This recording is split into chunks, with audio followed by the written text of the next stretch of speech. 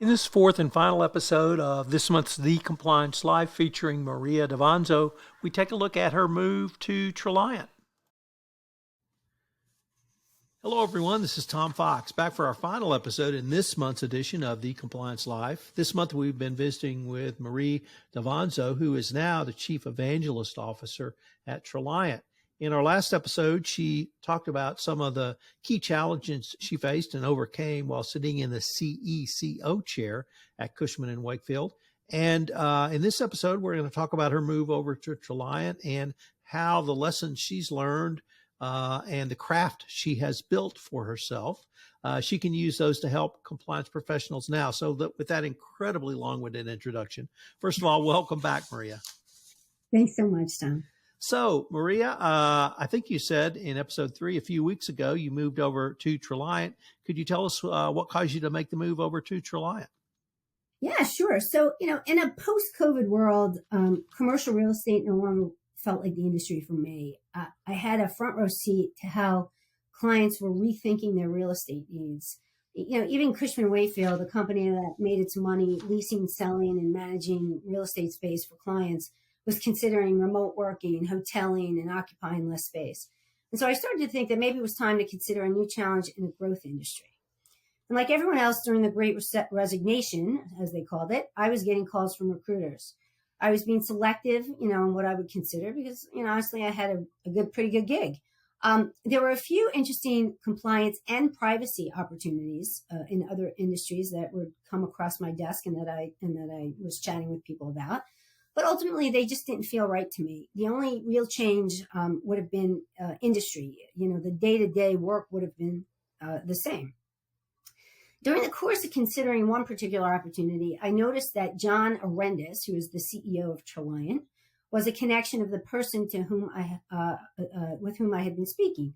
And I knew John and Andrew Rawson when Cushman had We-Comply and then Thomson Reuters as its training vendor several years ago. So I reached out to John to get his take on the company. And John's a gentleman. He graciously spoke with me for quite a while and shared his insights. And before we hung up, he told me about this interesting idea he had. He didn't have any open positions yet, nor had he even discussed it with his board, but he was thinking about a role that ultimately turned into the Chief Evangelist role, and wanted to know if what I thought. And John and I remained in contact for quite a while, and as the process progressed, he had me throw my hat in the ring, and here I am today as Chief Evangelist Officer. So that's sort of how it came about. So what are some of the roles that you guys have maybe scoped out at this point for yourself as the Chief Evangelist Officer? Yeah, sure. So in speaking with John and Andrew and some of the other folks over here, we have talked about the role in sort of 3 buckets, if you will, right? So there's the product development role, being the voice of the client, right, internally at the table, and bringing that voice to the folks that are developing content, that are developing products. What's working, what isn't working. So that's one bucket. The other is helping the sales team understand ethics and compliance. As you know, Tom, it's not something that if you don't do it every day is easy for you to understand. It's also sitting with clients during those sales discussions and other customer support discussions as sort of the in-house expert, if you will, on ethics and compliance products and what it is, helping the salespeople address the concerns perhaps that the customers have. And then the third is sort of what we're doing now, right? We're calling it, thought leadership, but really it's evangelizing about ethics and compliance, like you do, right? But in a way in which I can actually make contact with clients, have a listening tour, and talk with them about how I can help them make their programs effective and let them understand they can make their programs effective. And sometimes it's a little disheartening as you're doing it day to day, right? Sort of being that sort of support person, and chatting with them about how their needs might be met and helped by by what Traliant has to offer. So, how are you able to use some of the experiences you had and skill sets you've developed over the years, really? And then let me lay on another component of that, where you see compliance going down the road in 2025 or beyond to help really with this evangelical role. And in ancient Greece, an evangelist was the bringer of the good news. So I certainly see you as that role. But how can you really sit down with a young or a new CCO or a new compliance professional and help them to understand not simply how to do their job, but how they can do it better? Yeah. So, as I said, listening towards putting me in contact with him. One of the things we're working on is a customer advisory board or council, right? Where we would give customers a forum to really connect with one another and share ideas and ask questions and vent a little if they want to, right? As you know, compliance officers are a group that loves to get together and chat and talk and share and benchmark. And, my experience anyway has been that they tend to do it freely and willingly. When I was at Cushman, I created something informally like that. I had no one I had lots of folks in my network, as you know, but I had no one in my network who was a real estate services compliance professional. And so on a whim, I called the CCO of one of our two biggest competitors, and asked them if they wanted to, talk, and they took the call, and we created a forum in which we spoke on a monthly basis to share ideas and best practices and whatnot. And it really was something that the three of us loved and looked forward to. And so I'd like to bring that concept. And frankly, John had that idea before I even got there. And when we talked about it, I was like, yeah, oh my God, that would have been awesome for me when I was in the chair. Provide this informal forum and frankly make it a little bit more formal to bring them together, and then I can, in that environment, share with them some of the things I've shared on this podcast with our audience, and talk a little bit about some of the specifics regarding some of the challenges I encountered when I was at their stage in their career, and just give them some recommendations and frankly some help and some support. I moved into the compliance realm in 2007. And I went to a roundtable similar to what you've described, put on by a law firm. And it was, of course, populated by other CCOs or compliance professionals. And frankly, I was stunned because I'd been a trial lawyer, then a general counsel, at the openness of the discussions. Yeah. Now, no one gave away confidential information, but people talked about, look, I've got this problem in this country. And it became pretty clear to me that compliance professionals are different. We do share. And I tell people you can pick up the phone and probably call any compliance professional across the country and say, look, I've got this problem. Have you ever dealt with it? And they'll help you, and they'll talk to you, and they'll communicate to you, and we share amongst each other. And so I think, I guess my first question was, it sounds like that was your experience, but was that your experience when you moved full-time into compliance? And how can we continue to engender that type of relationships going forward? Yes, it was absolutely my experience. Like I said, I chatted with the CCO of CBRE and the CCO of JLL regularly, and it was at my initiation.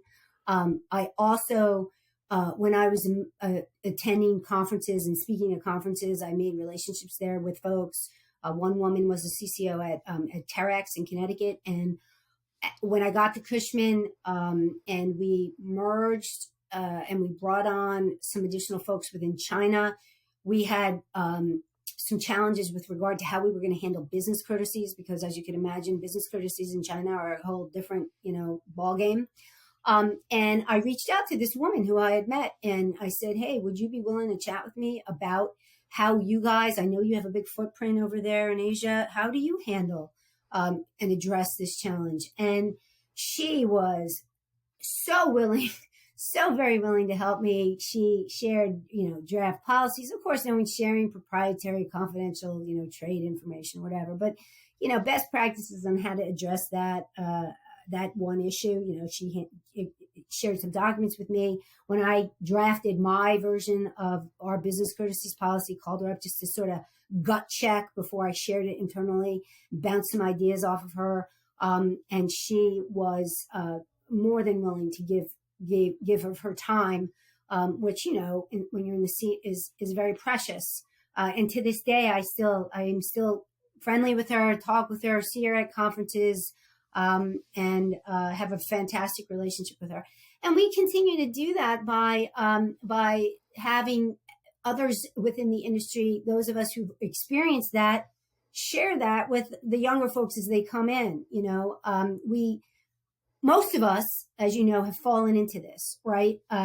But there are law schools now that have programs, right? Fordham Law School, my understanding, has a compliance program. I think NYU has a compliance program. I'm sure there are others out there. And so what that says to me is that there are going to be people that actually enter compliance as their initial career with the intent of being a compliance professional. And to that, I say fantastic.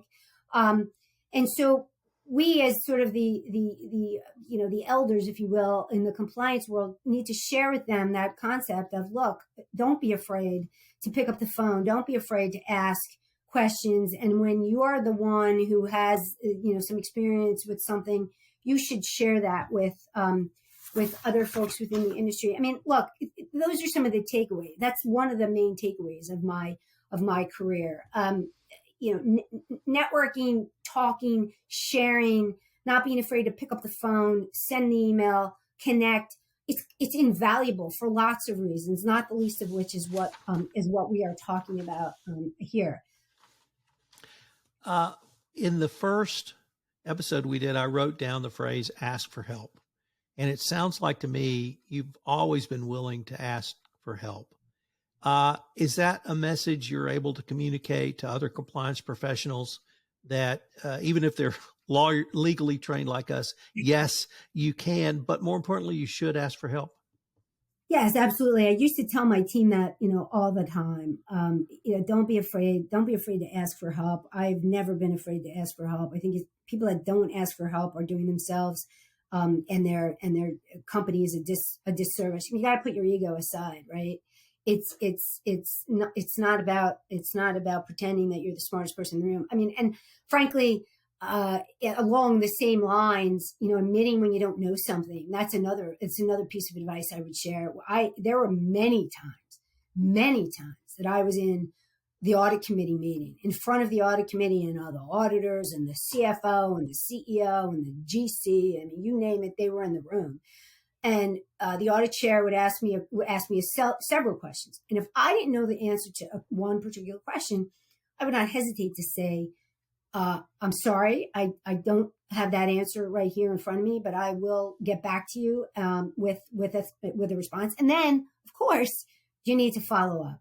You need to provide that answer. You need to get back to people. So yeah, ask for help. And if you don't know, say you don't know, and then go and find out. Key takeaway. There are two other key takeaways, if I may, from my career. One is growth, development, and ongoing improvement. That's very important to me. And it's really funny because those are the key elements to create an effective compliance program, right? I may have said that earlier. Do the work, research, study, prepare, right? Again, I know I've said that, and I don't mean to sound like a broken record, but it's learn your craft. And then again, ask for help. And don't be afraid to say, I don't know. And pick that phone up. Pick the phone up. Ask the question. Send the email. Connect. All very important. Well, Marie, unfortunately, we're near the end of our time for this episode, but it's been a great series. I've really enjoyed having the chance to visit with you, get to know you a little bit. And I wanted to thank you again and hope that we can continue this conversation. Same here, Tom. Thank you so much for your time. I truly appreciate it. This is Tom Fox again. Hope you've enjoyed this month's The Compliance Life featuring Maria Davanzo. She had a really interesting journey to and now from the Chief Compliance Officer chair. I hope you enjoyed listening to it as much as I enjoyed hearing her story and producing it. I hope you'll join us again next month in the month of October for another 4-part series on the compliance life, where I feature another journey to the CCO chair. The Compliance Life is a featured production of the Compliance Podcast Network.